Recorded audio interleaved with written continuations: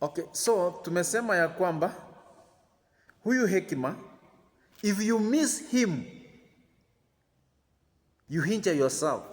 You injure yourself emotionally, you injure yourself spiritually, you injure yourself physically. Ndiposa magonjwa saa hii imetukatalia. Because we injure ourselves because we don't embrace the wisdom.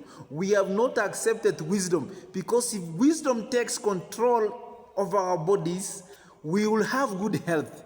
We will get the good favor from God. We will not be sick. We will not be having psychological trauma. We will not even thinking of evil, because we have embraced wisdom. So let us embrace this wisdom so that we get favor in God, so that we don't hinge ourselves. And listen, the last one is the most critical of all. After injuring yourself, you hates me, loves death.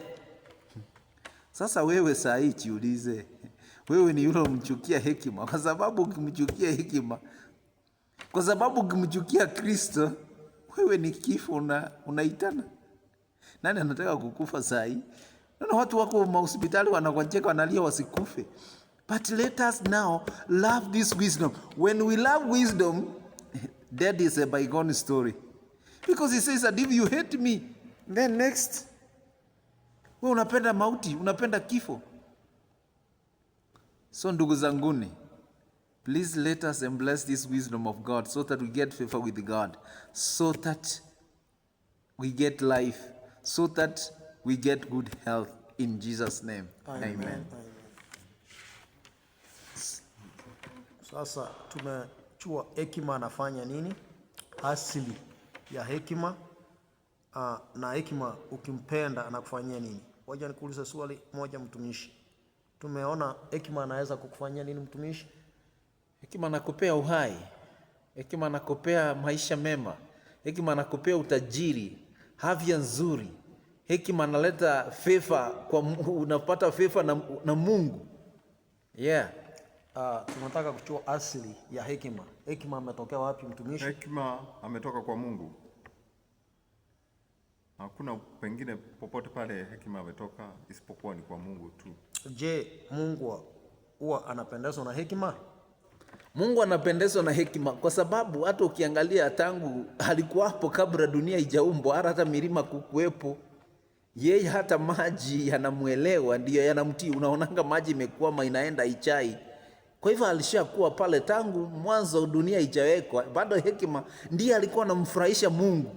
Uko na mafungu yenye unaweza soma kama mbili ya kuonyesha ya kwamba hekima alikuwako? Kuna mafungu tumesoma kutoka kitabu cha Yohana 1:1 inasema, in the beginning there was a word and the word was with God and the word was God. So huyu ndiye alikuwa Yesu Kristo ambaye ni hekima. Na Biblia katika Zaburi 90 fungu la 2 pia inasema ya kwamba alikuwako? Alikuwapo. Na katika kitabu cha Mika 5:2 inasema alikuwapo? Hekima alikuwapo. Hekima ni nani? Hekima ni Yesu Kristo na ambaye ni nguvu ya Mungu. Unajuaje? Kitabu ni cha Wakorinto wa kwanza fungu ni la 24. Je, ukikosa hekima utamuita atakuja? Ukikosa hekima imesema hivi, hiyo 36 imesema if you hate him wewe ni kifo. So ya kwamba ukikosa hekima hatakuja. Kwa hivyo tukisoma Yakobo 1:5, moja ni fungu ni la 5, ukikosa hekima ukimuita hekima atakuja. Kwa hivyo ukimkataa hekima Biblia imesema nini? Sasa atakukataa. Sasa kama umekosa yeye na uko unajua, unasoma kile kitabu cha Yakobo 1:5. If anyone lacks wisdom, lazima kwanza umuulize Mungu, kwa sababu yeye ndiye anapeana hekima.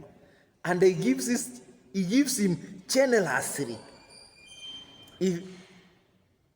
So it is God who gives that wisdom. Kuna fungu inasema ya kwamba alipendezwa kuwa pamoja na hekima. Nani alipendezwa kuwa pamoja na hekima? Ni Mungu. Na hiyo statement ni wakati gani tena Mungu alisema ya kwamba amependezwa na mwanae ambaye alikuja akafanyika hekima? Ni wakati ubatizo. Yesu alipobatizwa, alipotoka ndani ya maji, hiyo ni kitabu cha ngapi? Cha Mathayo.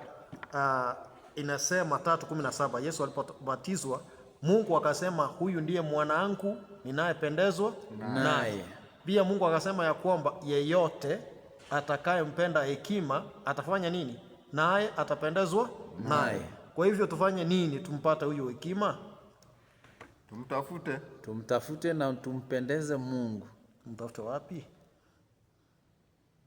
Kumtafuta kwa neno la kusoma neno la Mungu, na tumuombe Mungu ambaye anayempeana, naye hatampea kwetu.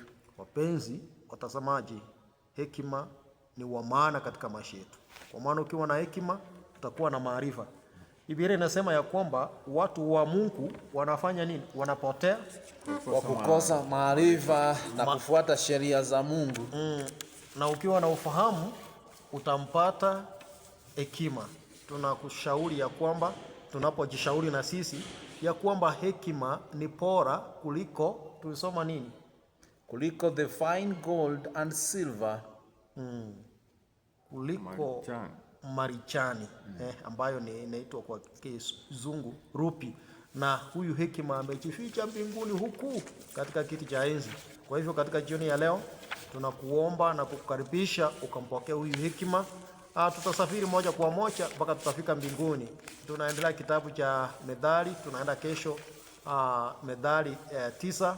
Tunakuomba uwe pamoja nasi tupate kumakinika pamoja, na Mungu atubariki pamoja. Ni katika jina Yesu Kristo aliye Bwana na mkombozi wetu. Amen. Amen. Alamsiki.